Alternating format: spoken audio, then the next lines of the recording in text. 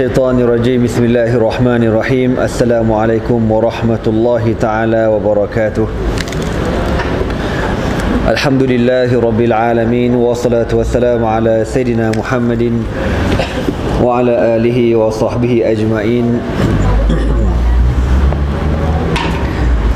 Allahumma alimna ma yanfa'una wanfa'na bima 'allamtana wa zidna ilman وعملا متقبلا وارزقنا رزقا حلالا كثيرا واسعا يا أرحم الراحمين اللهم إنا قد استودعنا بما علمتناه فارده إلينا عند حاجتنا إليه ولا تنسنا يا رب العالمين اللهم أخرجنا من ظلمات الجهل وأكرمنا بنور العلم وأحسن أخلاقنا بنور الحلم وصلى الله على سيدنا محمد وعلى آله وصحبه وبارك وسلم أما بعد.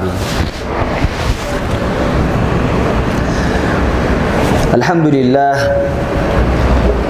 bersyukur kita kepada Allah Subhanahu wa taala kerana dengan taufik dan hidayahnya dapat sama-sama kita menunaikan salat maghrib secara berjemaah. InsyaAllah kita akan sambung kembali kuliah kita. Sebelum itu kita mulakan dahulu dengan bacaan Al-Asma'ul Husna untuk kita mendapat keberkatan daripada nama-nama Allah Subhanahu wa ta'ala, insyaAllah.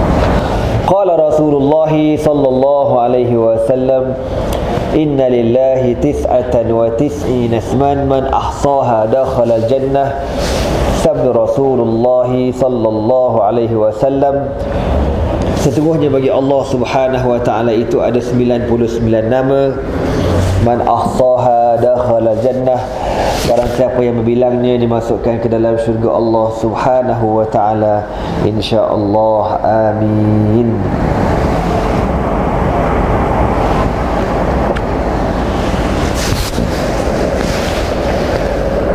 Muslimin muslimat yang dirahmati Allah sekalian, sambungan daripada sejarah Al-Khalifatul Thalith Sayyidina Uthman bin Affan radhiyallahu ta'ala anhu.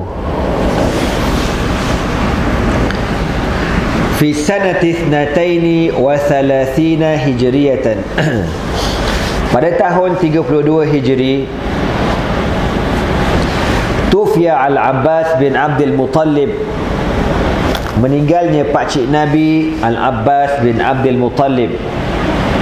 Mana pakcik Nabi ni umurnya panjang. Di zaman pemerintahan Uthman baru dia meninggal.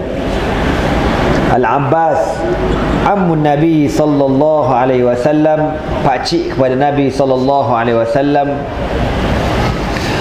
Wa shalla alaihi Uthman, dan disembahyangkan jenazahnya oleh Sayyidina Uthman bin Affan radhiyallahu ta'ala anhu. Wa fiha tufiya aidan Abdurrahman bin Auf, ahadul asharah min as-sabiqin al-awwalin. Daripada tahun 32 Hijri meninggalnya, wafatnya Abdurrahman bin Auf, salah seorang daripada 10 para sahabat yang dijamin masuk syurga, yang terawal masuk Islam. Allazi tasaddaqa marratan bi 40,000, yang pernah bersedekah sebanyak 40,000 dirham. Wa bi qafilatin ja'at min Syami kama hiya, dan pernah bersedekah dengan satu qafilah, rombongan perniagaan yang besar. Kalau tuan-tuan masih ingat lagi lah, saya pernah cerita dulu, satu hari Madinah ni tuan-tuan, bergegar bumi Madinah.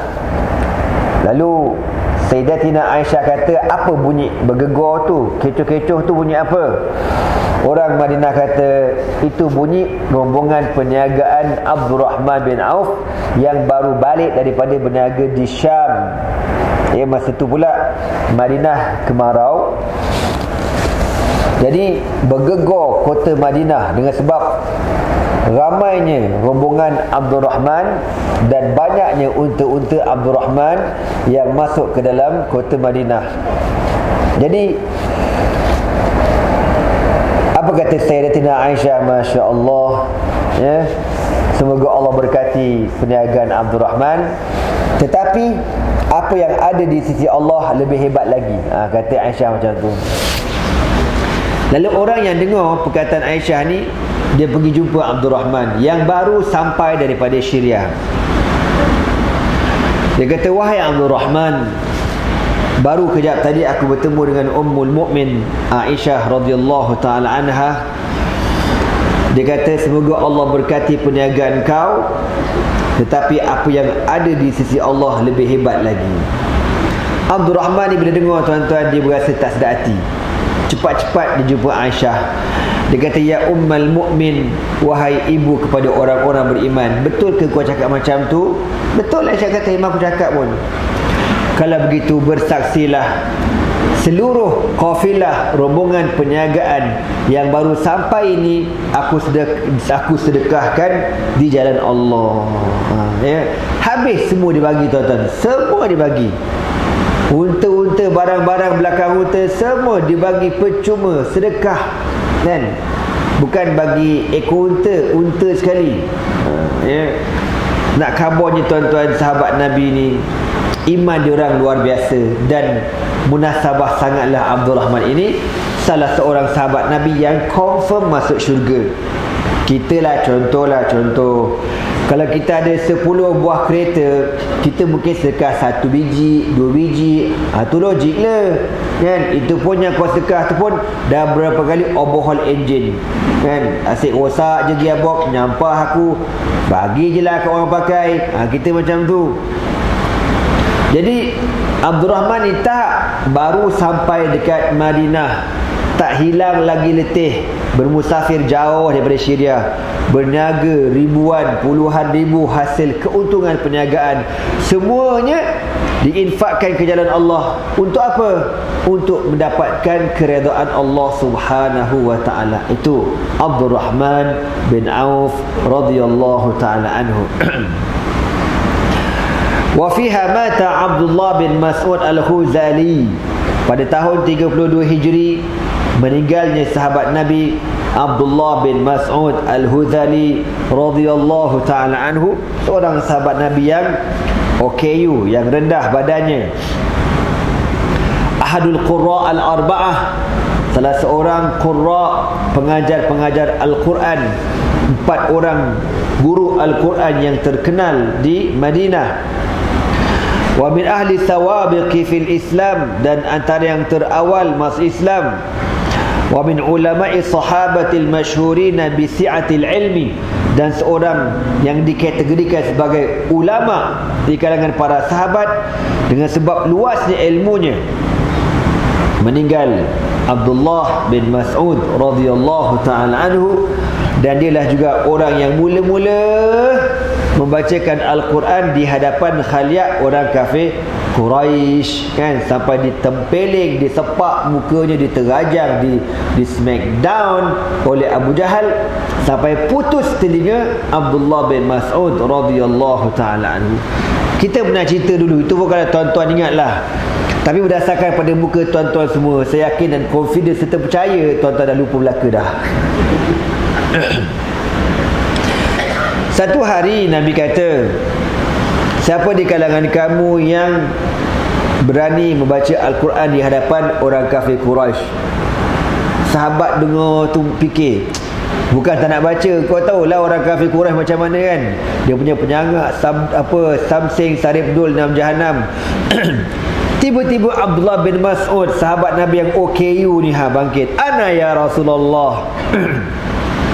Tak sempat Nabi nak larang, dia pergi, tuan-tuan. Masa tu Abu Jahal, Abu Lahab, Abu Labi and the gang tengah main carom, kau tahu tak? Contohlah. Tengah lepak, isap shisha, isap okok, kan, dekat, ya? Datang Abdullah bin Mas'ud, dia terus duduk dekat program puak-puak Abu Jahal and the gang ni, dia baca je Quran. A'udzu billahi minasyaitonir rajim. Bismillahirrahmanirrahim. Contoh, ya. Tabbat yada abi lahabin wa tabba ma aghna anhu maluhu wa ma kasab. Surah pula surah Tabbat yada. Contohlah, kan. Mengamuklah Abu Lahab, celaka mengatakan aku. Khapang! Kena belasahnya Abdullah bin Mas'ud. Orang tu dalam OKU tinggi gini je, rendah. Disepak, diterajang, ditumbuk. Sampai dah habis belasah, dia balik ke Nabi dalam keadaan berdarah muka dia, putus telinga dia. Nabi tengok, ya Allah, apa hal kau ni wahai Abdullah? Nabi menangis, Abdullah bin Mas'ud menangis, kedua-dua mereka menangis dan para sahabat lain menangis. Tengah-tengah menangis, tuan-tuan, tiba-tiba malaikat Jibril turun. Jibril turun ketawa. Contohlah, aku tak tahu dia ketawa macam mana. Contoh. Maka apa kata Nabi SAW kepada Jibril? Atadhaku ya Jibril wa ibnu Mas'udin yabki. Wahai Jibril, tergamak kau ketawa, sedangkan Abdullah bin Mas'ud menangis. Kau tak nampak ke telinga dia putus? Lalu apa kata Jibril alaihi salatu wasalam? Sata'lam ya Muhammad lima adhaku. Kau akan tahu wahai Muhammad, kenapa aku ketawa. Ting hilang. Lebih kurang 13 tahun kemudian. Lebih kurang lah ya, aku agak-agak tak 13-15 tahun kemudian. Di dalam peperangan Badar pada tahun 2 Hijri berlaku peperangan Badar. Abu Jahal ni tuan-tuan, dia yang belasah Abdullah bin Mas'ud sampai putus telinga. Dalam perang Badar ni, Nabi SAW lepas habis perang, Nabi panggil Abdullah bin Mas'ud. Nabi kata, Abdullah, kau pergi tengok di kalangan tentera-tentera kafir ni, siapa lagi yang masih nyawa ikan, kau perhabis tu kan, kau smack down. Maka Nabi bagi tombak dekat Abdullah bin Mas'ud.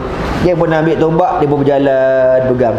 Kalau tengok daripada jauh, tombak berjalan, orang tak nampak pasal dia rendah kan. Sampailah tuan-tuan, dia nampak Abu Jahal. Abu Jahal masa tu dah terbongkar dah. Dia dah rebah, dia kena belasah, cedera parah. Jadi Abdullah bin Mas'ud ni tuan-tuan, dia takut tau. Kokot Abu Jahal ni masih kuat lagi. Jadi nak tahu confirm mati ke tidak, dia ambil tombak tu, dia cocok lubang hidung Abu Jahal. Macam tu. Abu Jahal ni bengang. Siapalah pula korek hidung aku ni ha. Lalu bila dia tengok Abu Jahal dah tak ada respon, dia pun berdiri atas badan Abu Jahal. Abu Jahal ni besar. Dia berdiri. Apa kata Abdullah bin Mas'ud? Habis dah masuk muka kau. Apa kata Abdullah bin Mas'ud kepada Abu Jahal? Abu Jahal masa tu nyawa-nyawa ikan. Ata'lamu man ana? Dia kata, wahai Abu Jahal, kau kenal tak aku ni siapa? Abu Jahal ni tuan-tuan memang sombong tau. Dia dah nyawa-nyawa ikan tu pun berlagak lagi. Dia kata, engkau ni budak pengembala kambing. Dia kata ke Abdullah bin Mas'ud, engkau ni budak pengembala kambing. Abdullah bin Mas'ud bengang, kurang ajar kau aku Dia pun tetak kepala Abu Jahal, putus kepala orang tua ni. Dia tetak kepala Abu Jahal dan dikerat telinga Abu Jahal. Lalu digolek kepala Abu Jahal ni kepada Nabi SAW. Golek. Nabi nampak kepala siapa tu golek tu? Kepala Abu Jahal. Nabi kata, Allahu Akbar, Allahu Akbar, Allahu Akbar. Fir'aun umat aku ni Abu Jahal. Fir'aun umat Nabi siapa tuan-tuan? Abu Jahal. Bukan Najib, Abu Jahal. Najib dia zaman lain. Jadi tuan-tuan semua, masa dia golek kepala Abu Jahal ke depan Nabi tu, dia pun kata ke Nabi, ya Rasulullah, al-udhunu bil-udhuni wa ra'su ziyadatun. Dia kata, ya Rasulullah, ingat lagi tak dulu dia potong telinga aku? Ingat lagi tak telinga aku putus kan? Sekarang aku dah kisos, aku pun potong telinga dia, tapi aku dapat kepala dia sekali, bonus kepala Abu Jahal. Masa itulah tuan-tuan, Jibril turun dan ketawa. Tuan-tuan, kau ingat lagi tak cerita tu? Lalu apa kata Jibril? wahai Muhammad, al-an ta'lamu mimma adhaku. Pada hari ini wahai Muhammad, kau tahu tak kenapa aku ketawa dulu? Jadi tuan-tuan, nak kabarnya, Allah Ta'ala dah tunjuk dekat Jibril. Masa Abdullah bin Mas'ud kena belasah dekat Mekah tu, umat Islam mustad'afin, lemah, yang amat-amat lemah, dizalimi, dianiaya, dibuat macam-macam. Tetapi di dalam ilmu Allah, Allah dah nampak. Belas tahun kemudian Allah dah tunjuk dekat Jibril akan berlaku perkara yang lebih hebat lagi. Abdullah bin Mas'ud akan kisas terhadap kezaliman Abu Jahal kepada dia. Sebab tu Jibril ketawa, kan? Sebab akhirnya dibalas mula kejahatan Abu Jahal tu. Maka kita orang berjuang Islam pun macam tu juga. Hari ni kita tak boleh nak baca politik negara kita ni pening lalat kita baca, tuan-tuan. Ya, jangan pening sangat, berserah pada Allah Subhanahu wa taala. Kuatkan hubungan dengan Allah Subhanahu wa taala. Banyak berdoa kepada Allah Subhanahu wa taala. Yakin dengan janji Allah bila Allah kata apa? Wal aqibatu lil muttaqin. Penghujungnya dunia ini, tuan-tuan, milik orang-orang yang muttaqin, bertakwa kepada Allah Subhanahu wa taala. Kita menang ke dalam pilihan raya, kita kalah ke dalam pilihan raya, penghujungnya besok Allah kata apa? Kemenangan pasti untuk orang yang bertakwa. Kalau takdir Allah lah, contoh macam Tok Guru ni Aziz, kan, dia dah meninggal dunia, tuan-tuan, dalam keadaan dia tak sempat nak melihat hukum hudud dilaksanakan di Kelantan. Dia tak sempat tengok. Tapi adakah bermakna Tok Guru ni sia-sia perjuangan dia? Tak, kan? Nak kata macam mana, tak ada rezeki dia tengok. Tapi perjuangan dia akan diteruskan lagi sehingga sampai satu hari nanti, insya-Allah kita akan melihat, ya, kecantikan, kehebatan undang-undang Islam dilaksanakan di negara kita Malaysia, insya-Allah. Amin. Amin lah, kuat sikit. Amin. Macam pasma je gua ni. Muslimin muslimat yang dirahmati Allah sekalian.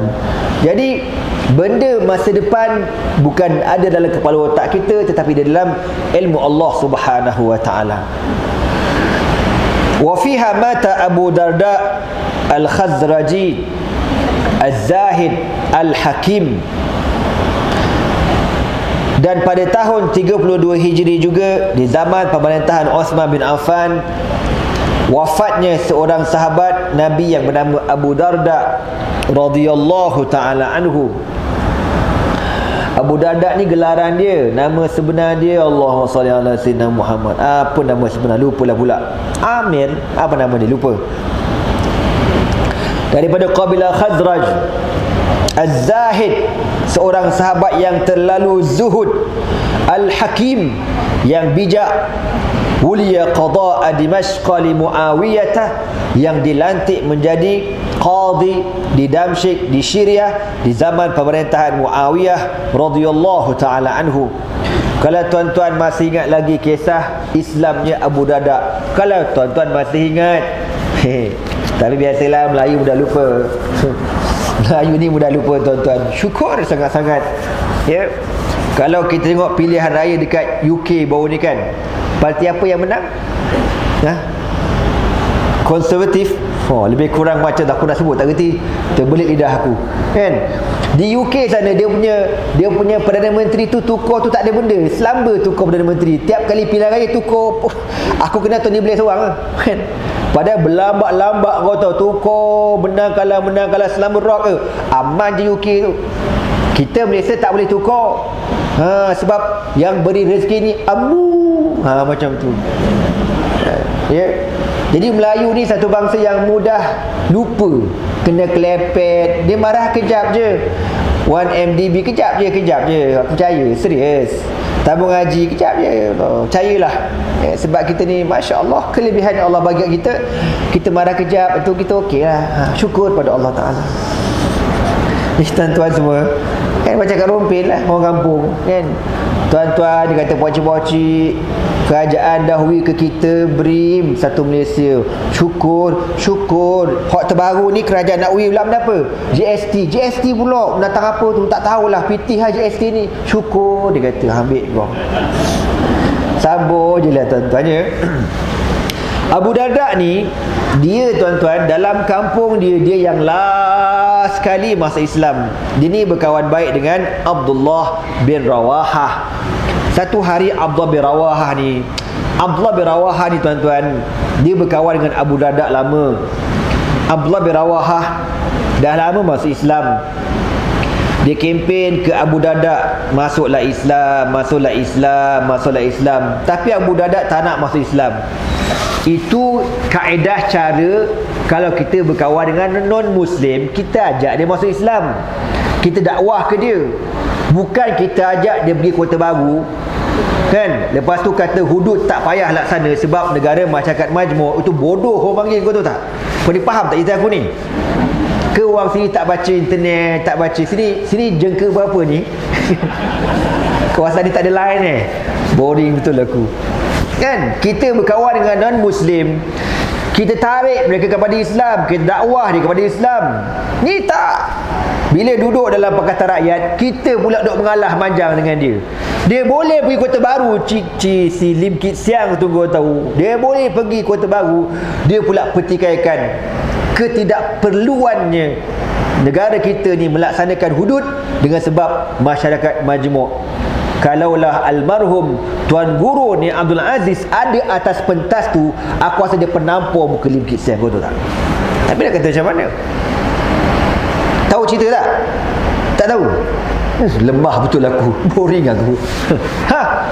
Itu sepatutnya kita ni kalau berkawan dengan non-Muslim, kita ajak dia pada Islam. Ni tak, dia pula komen Islam. Bengang betul aku tuan-tuan. Tuan-tuan semua muslimin muslimat yang dirahmati Allah sekalian. Lalu Abdullah bin Rawahah ni satu hari dia tekad, apa nak jadi jadilah, yang penting orang tu ni berubah perangai. Satu hari tuan-tuan, dia pergi rumah Abu Darda. Dia dengan Abu Darda memang baik kamceng.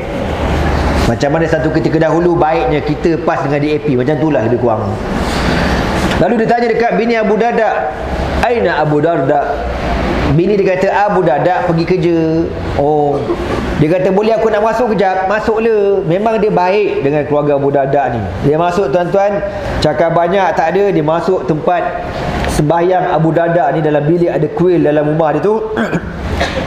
Dia smack down patung-patung berhala milik Abu Darda. Padam, dia belasah.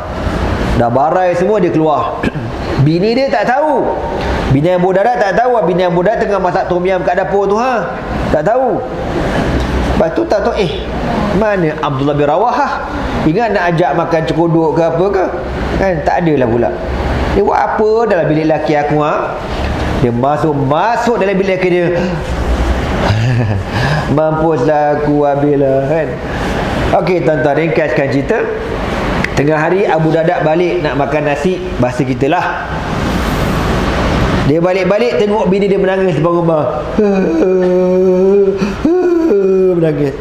Abu Darda kata, kau ni pal buang terbiat menangis depan rumah ni, Abang, mampuslah saya bang, matilah saya bang. Apa sal mati kau pula? Kau tak mati-mati.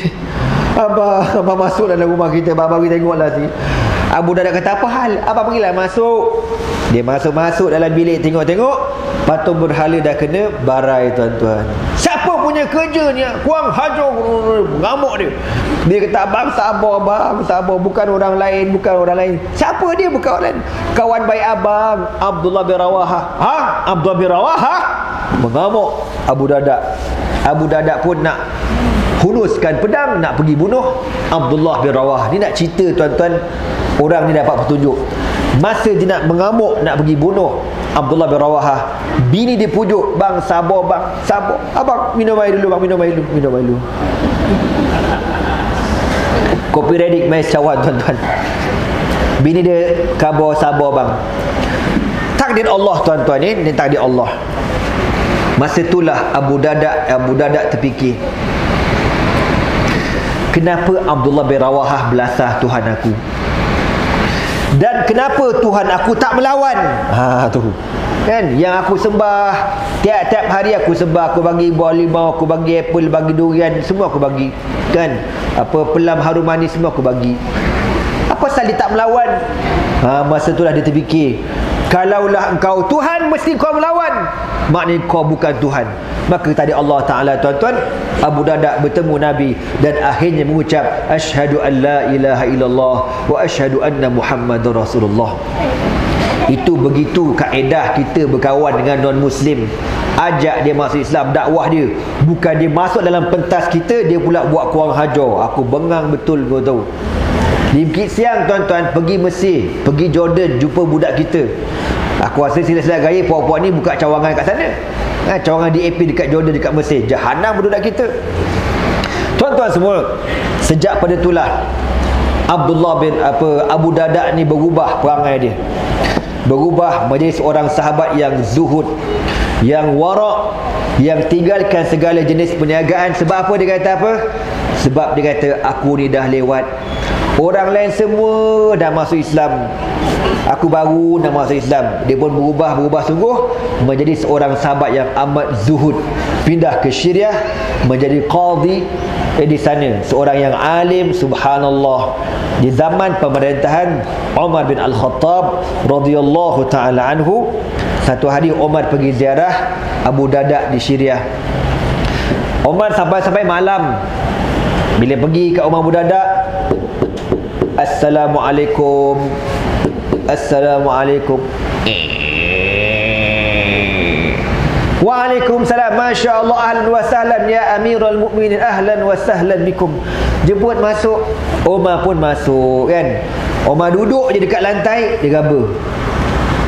Rumah kau ni apa hal ni? Siaran langsung live ni. Rumah dia tak ada tikar. Rumah dia tanah pasir tu live, tuan-tuan. Tikar tak ada. Lalu Umar ni berasa letih, datang dari jauh. Umar kata, ada bantal tak? Aku nak baring sekejap. Abu Darda pun campak, ambil ni. Umar tak boleh berdegung. Aduh, kerah. Bantal-bantal apa kerah ni? Bukan bantal bang, oi. Pelana kuda, kau tahu. Pelana kuda. Umar kata, astaghfirullahalazim. Apa keras benar bantal kau ni? Lalu Umar pun tanya, wahai Abu Darda, kenapa kau bantal pun tak ada kan? Orang lain kalau kau pergi adalah juga cushion kan? Taklah cushion lawa macam zaman sekarang, tapi adalah nak usah sandar gitu tu, ha? Lalu tuan-tuan, apa kata Abu Darda? Wahai Umar, ada. Aku ada. Cushion ada, petais ada, air condition ada, apa sofa marwah ada, lagi apa carpet ada, Astro Unify, semua ada. Ada, kenapa kau tak bawa keluar? Aku letak dekat rumah satu lagi. La ilaha illallah. Umar kata, rumah kau satu lagi dekat mana? Kenapa tak ajak aku pergi sana? Apa kata Abu Darda? Rumah itu berada di hari akhirat. Hari akhirat, tuan-tuan. Tuan-tuan faham tak cerita aku ni? Tengok muka macam tak faham aja. Rupa-rupanya, tuan-tuan, segala kemewahan yang dimiliki, dia dah simpan untuk di hari akhirat besok. Maknanya dia sedekah belaka. Harta benda dia sedekah untuk apa? Untuk dia bersenang lenang di hari akhirat besok, tuan-tuan. Itu Abu Darda, orang yang lewat masuk Islam, menjadi seorang sahabat yang amat alim, yang amat zuhud, yang subhanallah. Bila Umar dengar macam tu, Umar menangis, tuan-tuan. Lalu Umar pun bagi duit dekat Abu Darda ni. Umar kata, wahai Abu Darda, kau ambillah duit ni, kau belilah ya benda-benda keperluan rumah kau. Apa kata Abu Darda? Terima kasih banyak-banyak, aku tak perlukan. Sebab aku mendengar Nabi SAW bersabda, makin banyak barang kita di atas dunia, makin teruk hisab kita di padang mahsyar. Malam tu, tuan-tuan, Umar bin Al-Khattab dan Abu Darda bersembang dalam keadaan gelap sambil menangis kedua-duanya. Sampai ke subuh bersembang dalam keadaan menangis. Tuan-tuan pernah bersembang dengan menangis? Ada? Mana ada, kau aja terberang akulah. Kita bersembang ketawa terbahak-bahak. Ketawa sampai mati kau tu tak ketawa. Kan? Tak pernah kita ni bersembang sambil menangis. Tak pernah kita. Tapi sahabat buat benda macam tu. Akhirnya, tuan-tuan, Abu Darda ni meninggal dunia dan kuburnya berada di kalau kita nantilah zaman Syria menang besok, aku bawa korang pergi. Aku bawa korang pergi ziarah kubur Abu Darda. Betul-betul dekat pintu, bukan betul depan lah, tepi Subhamidiyah, dekat tengah-tengah kota Damsyik ada satu masjid kecil, dalam tu adanya kubur Abu Darda radhiyallahu taala anhu. Ketika dia meninggal dunia tuan-tuan, ada seorang sahabat bermimpi. Sahabat ni dia mimpi dia pergi satu tempat yang cantik, sangat-sangat cantik, besar macam ladang kebun hijau kan, dekat padang yang luas yang cantik. Subhanallah ni, tiba-tiba dia nampak ada ribuan kambing, ribuan kan. Tengah-tengah tu pula ada satu kemah macam kubah masjid besar cantik. Lalu sahabat yang bermimpi ni terdetik dalam hati dia, siapakah orang yang kaya, yang hebat, yang mewah, yang cantik ni? Siapa tuan tanah, siapa tuan ladang ni, siapa tuan kemah cantik ni? Tengah-tengah terdetik dalam hati dia. Tiba-tiba kemah tu terbuka, keluar siapa dia? Abdul Rahman bin Auf. Abdul Rahman bin Auf keluar dalam mimpi tu. Dia kata, akulah tuan tanah ni. Masya Allah, anta. Lalu lelaki dia kata, hebatnya kurniaan Allah kepada engkau. Apa kata Abdul Rahman? Kurniaan yang Allah bagi kepada aku ini dengan sebab masa aku hidup dahulu, aku menjaga Al-Quran. Aku menjaga Al-Quran. Ini kurniaan yang Allah beri. Gambaran tu tuan-tuan. Baru Al-Quran, belum harta yang diinfakkan ke jalan Allah, belum lagi ditunjukkan kehebatan. Lalu tuan-tuan, apa kata Abdul Rahman dalam mimpi tu? Kalau kau naik atas bukit sebelah sana, kau naik atas sana, kau akan lihat yang Allah kurniakan kepada Abu Darda lebih hebat lagi. Dalam mimpi tu. Lalu sahabat kata, ya ke? Pergilah tengok kalau kau tak percaya. Mamat ni pun naik atas bukit tuan-tuan. Tak sampai dekat atas, ting, terjaga daripada tidur. Aku pun tak boleh cerita lah sampai itu je lah. Tu nak kabarnya.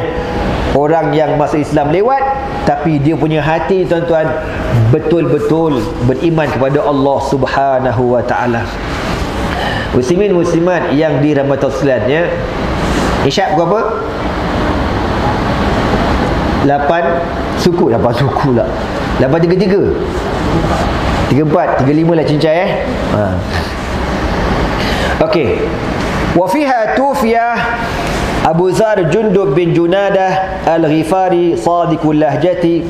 Dan pada tahun 32 Hijri juga meninggalnya Abu Zar Al-Ghifari, pun seorang sahabat Nabi yang terlalu zuhud, tersangat-sangat zuhud. Anda pernah cerita kan? Ingat lagi? Lupa lah tu, standard. Abu Zar Al-Ghifari tuan-tuan, dia ni daripada kampung kabilah Ghifar. Ghifar ni satu kabilah penyamun tarbus. Cuma dalam ramai-ramai penyamun tarbus ni adalah 2-3 orang yang baik, antaranya Abu Zar. Abu Zar ni tuan-tuan, satu hari dikata dekat adik dia, adik, kau pergi dekat Mekah dik, abang dengar cerita ada orang mendakwa dirinya Nabi.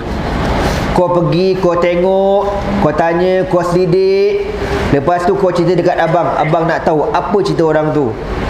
Adik dia pun pergi ke Mekah tuan-tuan, tapi adik dia tak jumpa Nabi lah. Adik tengok, dengar-dengar orang cerita, lepas tu dia balik cerita ke abang dia. Abang tanya, macam mana? Siapa orang tu? Dia ceritalah, namanya Muhammad. Lagi orangnya baik, gini lagi. Tak bolehlah cerita banyak bang. Kita pun takut juga, sebab politik dekat Mekah tak stabil. Saya ni bisnes kan, kadang kalau saya tanya lebih-lebih, kadang tak masyuk gitu. Abu Zar tak puas hati. Lalu Abu Zar kata, biar aku pergi sendirilah, payah sangat. Tapi adik kata, abang jaga-jaga bang, Mekah tu bahaya. Kalau siapa-siapa rapat dengan Muhammad, kantoi berat nanti bang. Tak apa. Abu Zar pergi tuan-tuan. Dalam keadaan dia pergi Mekah tu, dia tak kenal seorang habuk pun. Tak kenal seorang habuk, tak kenal. Tapi nak cari mana satu muka Muhammad sallallahu alaihi wasallam. Dia sampai-sampai dia tawaf dekat Kaabah, dia pun bersandar dekat Kaabah termenung. Dia tengok orang kulu kilir mana satu Muhammad ni. Tak kenal. Sampailah nak masuk maghrib, termenung. Kebetulan datang Sayyidina Ali bin Abi Talib. Dia perhati. Ali pun kata, tuan, jom ikut saya balik rumah. Orang lain semua dah balik kan, dia seorang duduk dekat tepi Kaabah tuan-tuan. Zaman dulu tak macam zaman sekarang kan. Zaman sekarang Kaabah tu penuh 24 jam. Zaman dulu malam tak ada orang lah Kaabah tu. Tiba-tiba Abu Zar seorang. Lalu Ali kata, jom ikut saya balik. Abu Zar pun ikut. Sayyidina Ali bagi makan, bagi tempat tidur. Tak sembang sepatah tuan-tuan, tak cakap sepatah kan. Lepas tu besok dia pun minta izin kepada Sayyidina Ali, duduk pada dekat Kaabah. Duduklah, duduk termenung. Mana satu Muhammad ni sampai nak maghrib. Ali pun lalu kali, ada lagi pokcik ni, mana gitu kan. Dia kata, tuan, jom ikut saya balik rumah lah. Abu Zar ikut sampai ke rumah Sayyidina Ali. Masuk hari kedua macam tu juga, tak sembang, tak apa, makan, minum, tidur, tempat tidur. Besok pagi dia keluar. Sampailah hari ketiga, duduk termenung tepi Kaabah, nak cari mana satu Muhammad sallallahu alaihi wasallam. Sampai hari ketiga tuan-tuan, bawa ke rumah, barulah Ali tanya. Tu adab orang Arab macam tu. Dia takkan tanya tetamu ni kecuali masuk hari ketiga baru dia tanya. Dia pun tanya, Tuan daripada mana? Tuan datang nak cari siapa? Tuan ni bukan orang sini kan? Kan? Abu Zar pun cakap, aku daripada kabilah Ghifar. Aku datang jauh untuk mencari seseorang. Siapa dia tuan? Abu Zar kata, kau berjanji kalau aku cakap, kau mesti tolong aku. Aku akan tolong kamu. Aku mencari Muhammad. Saya kata, Muhammad? Itu kan sepupu aku. Masya Allah, sepupu kau. Kenapa kau tak cakap? Dah tuan tak tanya? Mana aku tahu? Yang tu aku tambah, kau jangan percaya. Lalu apa kata Abu Zar? Bagaimana aku nak bertemu dengan Muhammad? Ali kata, besok kami ada pertemuan. Tuan ikut saya. Tuan ikut saya. Tapi tuan kena hati-hati. Sebab dekat Mekah ni ramai SB. Dia perhati gerak-geri kita. Nanti kalau saya berjalan, tuan follow kat belakang. Jangan dekat-dekat, jauh-jauh berjalan, follow. Nanti kan kalau saya berjalan, tiba-tiba saya berhenti. Macam saya betulkan tali kasut ke, saya betul-betul repair kasut ke, tuan jalan je terus. Tu maknanya apa? Kalau saya berhenti, maknanya ada orang perhati kita. Oh, Ali ada bawa rekrut baru. Jeng. Tu yang saya berhenti tu. Tuan jalan aja. Nanti kalau saya tengok dah lain clear, saya akan jalan, saya akan bagi syarat, tuan ikut balik saya. Okey. Jadi besok macam itulah. Dia pun follow Sayyidina Ali kan. Akhirnya ringkas cerita, sampai bertemu Nabi, beriman dengan Nabi sallallahu alaihi wasallam. Nabi kata, wahai Abu Zar, balik ke kampung, ceritakan Islam ni kat kampung kau. Dia tuan-tuan, dia tak balik terus rumah dia. Dia pergi dekat depan Kaabah. Dia kata apa? Wahai orang-orang Quraisy semua, aku Abu Zar Al-Ghifari sudah masuk Islam. Pelapang, kena penampar tuan-tuan. Kepu, kena kelepuk. Datang siapa nama? Abbas, pakcik Nabi. Al-Abbas kata, "Oi, kau nak mampus siapa? Korang tahu tak siapa yang korang belasah ni?" Mana kita tahu? Ini daripada Al-Ghifar, kau tahu tak? Rombongan Quraisy kalau pergi berniaga mesti lalu kampung diorang ni. Kalau kau tak lepaskan dia, kalau orang kampung ni sambut kita, apa hal? Apa kau nak jawab? Oh, betul lah juga. Dia pun lepaskan Abu Zar. Abu Zar balik, muka berdarah-darah, lebam-lebam. Nabi kata, "Kenapa wahai Abu Zar?" Dia kata, "Aku dah declare depan orang ramai aku Islam." Nabi kata, "Jangan buat macam tu. Besok kau balik kampung kau, terus balik. Jangan buat macam tu lagi." Besok hari kedua tuan-tuan, dia pergi depan orang kafir Quraisy, dia buat sekali lagi. "Aku dah masuk Islam." Kena belasah lagi tuan-tuan. Ringkas cerita, akhirnya Abu Zar ni balik kampung dia, dan dia dakwah satu kampung tuan-tuan. Semuanya beriman kepada Allah Subhanahu Wa Taala, berubah daripada kampung orang panggil apa, Sarib Dul Nam Jahannam, kepada mereka yang beriman kepada Allah Subhanahu Wa Taala. Dan Abu Zar ini seorang yang amat zuhud. Dia punya fahaman, pegangan dia kata siapa yang ada makanan pada hari ini, habiskan hari ini, jangan simpan untuk esok hari. Siapa simpan, dia tak yakin kepada Allah. Dia kata macam tu. Jangan main-main Abu Zar. Siapa ada peti ais rumah dia, memang bid'ah dalalah. Kau jangan main-main. Itu peti ais belum tabung haji lagi. Lagi. Aku tak tahu nak kata apalah. Kan? Jadi tuan-tuan, Abu Zar ni sadiqul lahjati, yang akhirnya beliau meninggal dunia, keseorangan meninggal dunia tuan-tuan. Dan ceritanya masih banyak lagi lah. Ala kulli hal, beliau meninggal di zaman pemerintahan Sayyidina Uthman bin Affan radhiyallahu ta'ala anhu. Wa fiha mata Zaid bin Abdullah bin Abdi Rabbih al-Ansari alladhi uriya al-adhan. Dan pada tahun 32 Hijri ini wafat juga seorang sahabat Nabi bernama Zaid bin Abdullah, orang yang bermimpi ketika Nabi sampai di Madinah. Kan bila Nabi sampai Madinah, nak panggil orang datang sembahyang, nak macam mana? Ada kata sahabat kita guna loceng, kling kling kling kling kling kling. Masa waktu sahabat kata tak relevan, tu macam Kristian aja. Okey, pendapat yang lain, pendapat lain kata kita pakai trompet. Bila masa waktu tu, oh, contoh. Orang kata tak betul, tu ikut Yahudi lah, benda lah. Ada pula kawan kata kalau macam tu kita pakai api. Masa waktu pasang api, boom. Kan, masa waktu pasang api, boom. Sahabat kata kalau kau pasang api, yang celik je nampak, yang tidur tak tahu. Kan, dia tidur je lah. Mana tahu masa waktu kau pasang api, mana tahu lain kau bakar dia, lain dah cerita. Tak settle masalah, kan? Lalu satu malam tuan-tuan, sahabat semua tidur. Besok pagi Zaid bin Abdullah jumpa Nabi. Ya Rasulullah, ya Rasulullah, saya mimpi malam tadi ada orang ajarkan saya kalimah ini. Allahu Akbar, Allahu Akbar, Allahu Akbar, Allahu Akbar, asyhadu an la ilaha illallah. Kalimat azan. Nabi kata betul, betul ya Rasulullah. Tak lama kemudian datang Umar. Umar kata aku pun mimpi sama macam dia. Maka Nabi pun melantik Sayyidina Bilal bin Rabah menjadi muazzin Rasulullah sallallahu alaihi wasallam. Semua sahabat-sahabat yang mulia ni tuan-tuan meninggal di zaman pemerintahan Uthman bin Affan radhiyallahu taala anhum ajma'in. Wallahu a'lam bis-shawab. Tuan-tuan semua, kita akan solat jenazah kan lepas Isyak.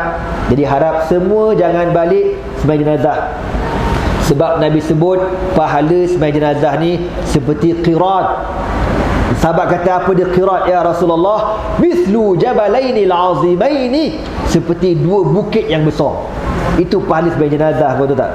Simple present tense punya sembahyang. Kan, tak ada rukuk, tak ada sujud, tak ada apa. Kau takbir je 4 kali, kau baca Fatihah, kau selawat ke Nabi, kau doa, dah settle. Dia punya pahala besar macam mana? 2 bukit besar tuan-tuan. Kalau ikut aku nak pergi ke Shah Alam 2 ni, tapi dia kena pahala besar tu, aku sembahyang jenazah dengan korang. Gitulah nak kabarnya.